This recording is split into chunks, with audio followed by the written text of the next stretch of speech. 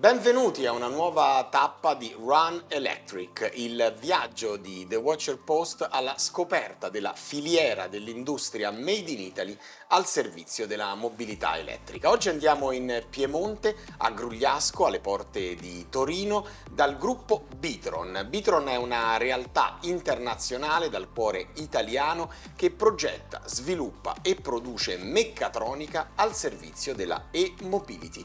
Andiamo a conoscere Bitron.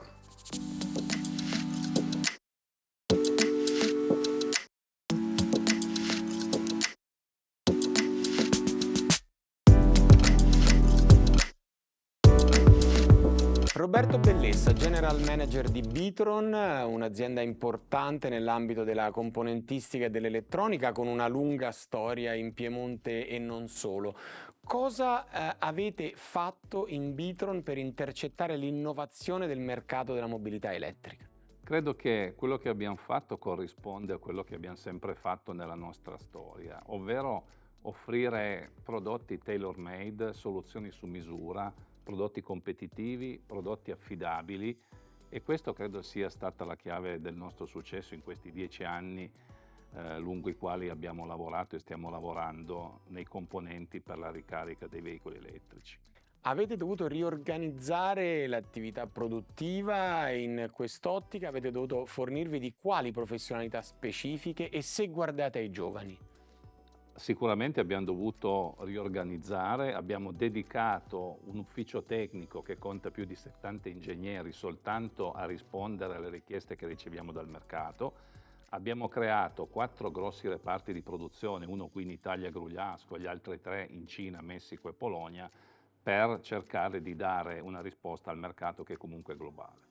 Cosa chiedete alla politica in questa fase per sostenere la continua crescita del mercato della mobilità elettrica in Italia? Noi alla politica chiediamo di credere di più nella transizione energetica e digitale e in tutti gli stream della transizione energetica e digitale che sono molto interconnessi tra di loro. La mobilità elettrica è uno dei più importanti. Sicuramente la politica credo debba fare uno sforzo nel favorire gli investimenti per la infrastruttura di ricarica. Questo è uno dei limiti maggiori alla diffusione della mobilità elettrica. Pensiamo che oggi la mobilità elettrica si svolge prevalentemente in un ambito urbano con soste medio-lunghe. Sicuramente io partirei da lì a investire e non da ultimo, visto che la mobilità elettrica è alla base di un diverso modo più sostenibile nel muoversi, bisogna sicuramente accelerare nella generazione di energie rinnovabili. Terminiamo questa intervista ragionando sull'Italia. L'Italia può rappresentare davvero un polo di eccellenza in questo mercato? Lo è già? Se le aziende facessero un po' più di sinergia, dove si potrebbe arrivare nel mondo? L'Italia credo che debba scrollarsi e diciamo Torino in particolare, dove io vivo, di questa frustrazione da un'industria passata che non c'è più. Abbiamo di fronte una vera e propria rivoluzione industriale, anzi direi post-industriale, e quindi credo che l'Italia in questo senso possa giocare un ruolo da leader. Abbiamo delle realtà di assoluta eccellenza che gestiscono in maniera digitale e intelligente le reti, che sono bravissime nella conversione elettrica, che sono bravissime nel creare piattaforme software. Sicuramente questa è un'occasione per guardare avanti e soprattutto per non perdere di vista il presente, che è la nostra sfida più grande. Cioè, mi viene in mente una frase che forse credo fosse di Shakespeare, che diceva di non rovinare il proprio presente per un passato che non ha un futuro. Grazie mille.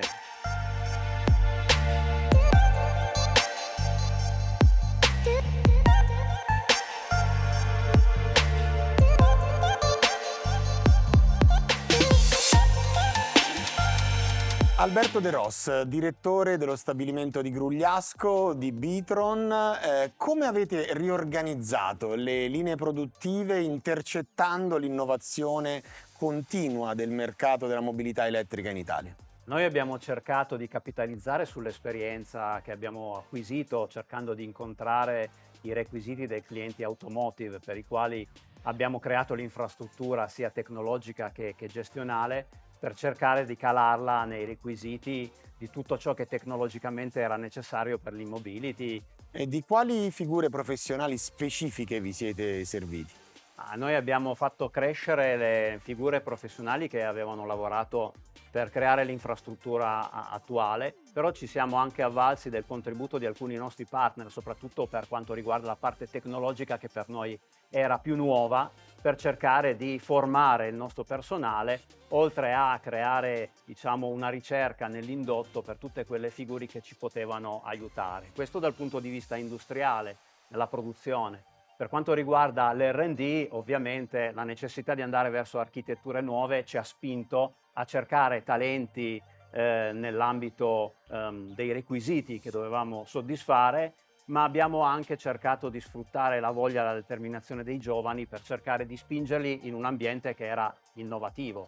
Il cuore della ricerca e sviluppo di Bitron è comunque in Italia ed è diffuso in tutto il paese. Sì, è vero, e questo fa parte di una strategia ben determinata, che è quella di incontrare i bisogni dei nostri clienti che abbiamo intercettato nel voler avere un punto di riferimento per tutto quello che industrialmente poteva offrire la Bitron. La Bitron ha diversi stabilimenti in Polonia, in Cina, in Messico, in Turchia, ma avere qui un centro di competenza che intercettasse questi bisogni, aiutasse a dialogare con il cliente e proporre le nostre offerte laddove erano, è stata una delle scelte che in passato abbiamo interpretato e vogliamo continuare ad investire in Italia in particolare per diventare il centro di raccolta di questi bisogni. L'Italia del mercato della mobilità elettrica può essere considerata a livello europeo e mondiale un centro di eccellenza della creatività? Quello che vedo nell'entusiasmo, nella determinazione delle persone che lavorano su questo aspetto mi fa pensare e credere che i presupposti ci siano tutti.